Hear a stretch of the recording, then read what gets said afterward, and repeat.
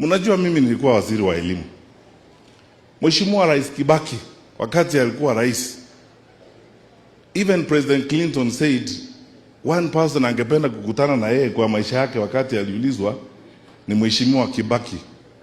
Sema president ya Kenya ambaye ametoa free education and 1 million kids have walked to school. That is there, it's in record. That's what President Clinton said. That is the person I would like to see who has done wonders in this world. By the time President Kenyatta was coming to office, wale watoto wa Kibaki walikuwa wamefika secondary. Sasa President Kibaki Uhuru akaanza kutusukuma na 100% transition. Tukapita hapa mistuni huku Narok kwanza tulikuwa tunaenda huko na natembea akiwa county commissioner, watoto wote waende shule. We invested very heavily in infrastructure development. Watoto wanaingia shule. 6 decades after independence, tufike mahali watoto wetu wanashindwa kwenda shule. Sasa ni excuses zinatolewa sijui nini. And you know lazy people, watu wazembe bure tu kazi na washinda, kazi yao ni excuse tu. Oh sijui ni nini ilifanyika, sijui ni CBC nini, excuses. We have enough money in this country. Believe me, as a former Minister of Education, we have enough money to put our children back to school. And tupe serikali, mimi naambia wa Kenya, tupe serikali, tutarudisha free primary education, free day secondary education, watoto wetu watarudi kwa hiyo maneno, tutarudisha. Tupe serikali, tutarudisha Eduafia, ile insurance ya kila mwanafunzi ambaye yuko kwa secondary school. And we will tell you how it's done. You are looting the money. Hii pesa mnaona inalipwa huku, watu wanalipwa kila siku, nini? Wakubwa wako hapa, they are my elder brothers who are knowledgeable on these matters. Rigiji has been deputy president. His Excellency Kalonzo Musyoka has been vice president. What do you do with 7 billion in State House in 1 quarter? State House sio shule, kazi inafanywa huko. Sio kazi, sio hospital where people are operated. You don't buy. What do you need that kind of money for? Ni kuiba tu unaendelea hivi, inchi inaporwa. That is why our children don't have capitation in schools. Hii pesa imeenda huko. Na ninawaomba wananchi, na wale viongozi ambao mko hapa, tafadhali ninawaomba tuelimishe wananchi wetu. Safari hii sio ya kuongea hivi. Tukishikana sisi wote pamoja, tunaweza kurudisha nchi yetu kwa barabara. Our focus is to fix the country. We are on a mission to fix this nation. Sababu imeenda hivi namna hii. Let us fix this nation. And we can do it. Nimalizie haya.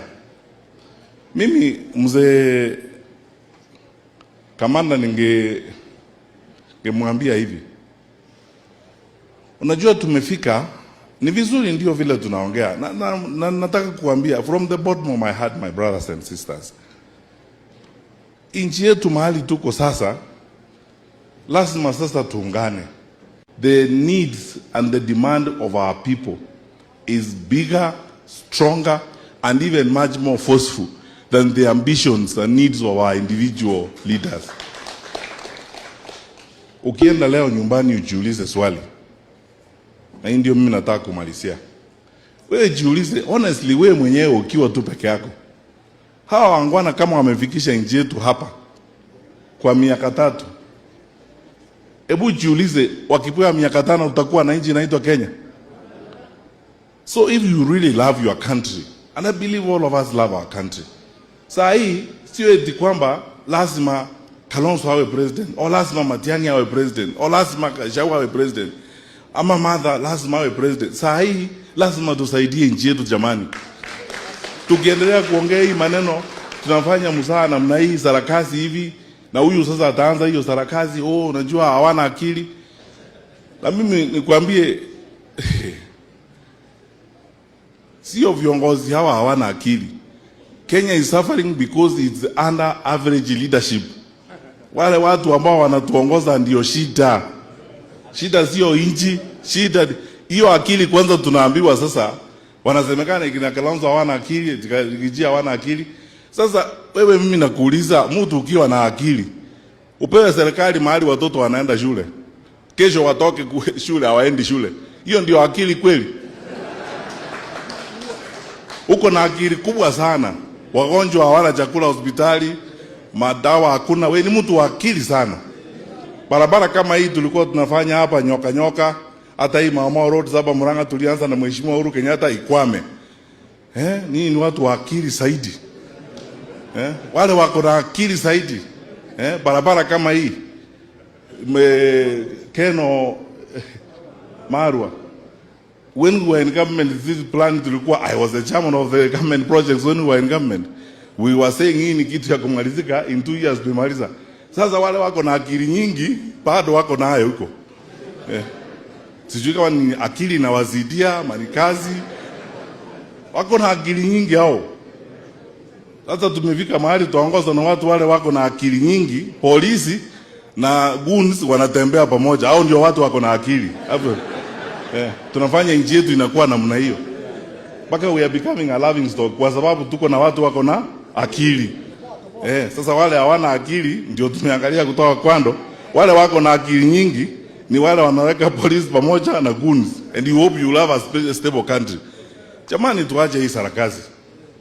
Let us come together, turudi pamoja. Sisi tuna mpango wa Kenya, tupe serikali, muone vile tutapanga hii maneno. We will return Linda Mama. Ile ilikuwa inafanya na Mheshimiwa Uhuru na Mama Margaret Kenyatta, tutarudisha Linda Mama. Hii sarakazi ya SHA hii, we will fix it. Hatutakuwa na shida hii ambao watu wako nayo. So, we know what needs to be done and we understand what needs to be done. Na tuko tayari, tuamini, tunaongea sisi pole pole, tutafika mahali. Mwacha wetu atatuzungumzia. Nilisema the other day kwamba unajua hii united opposition ni kama boma. Iko nyumba hapa, iko nyumba hapa, iko nyumba hapa. Iko siku tutapanga vile tutaenda Ngurario. Na yule mzee ambaye haya mama ambaye atatuzungumzia tukifika hapo. Na tutamtaja wakati huo.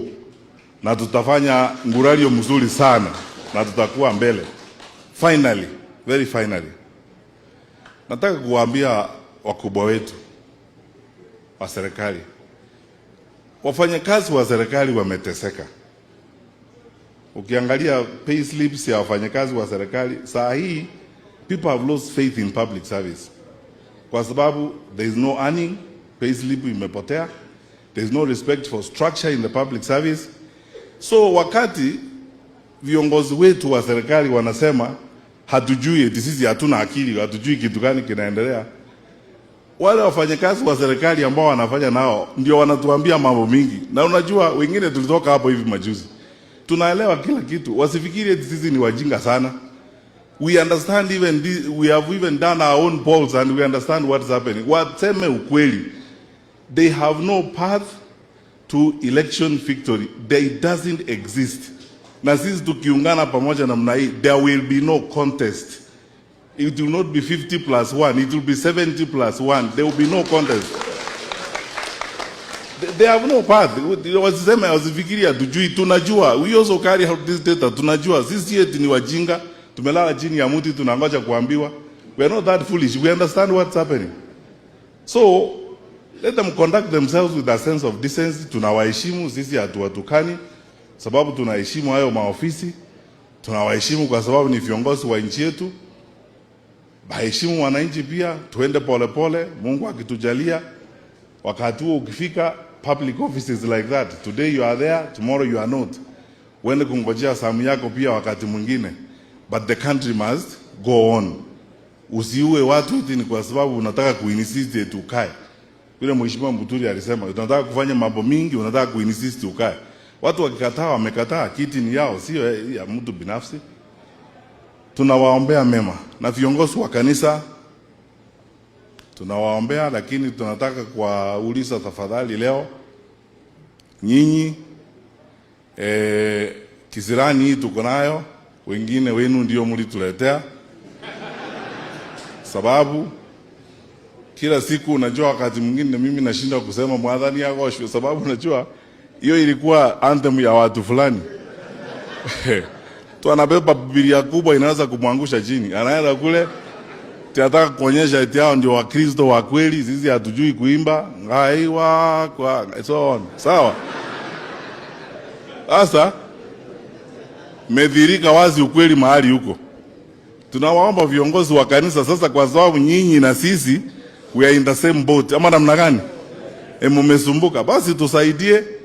Naongea na wengine na members ili tuone vile tutaweza kusaidia nchi. Tukae pamoja, Tutafaulu pamoja na tutasaidia nchi yetu tukiwa sisi wote pamoja.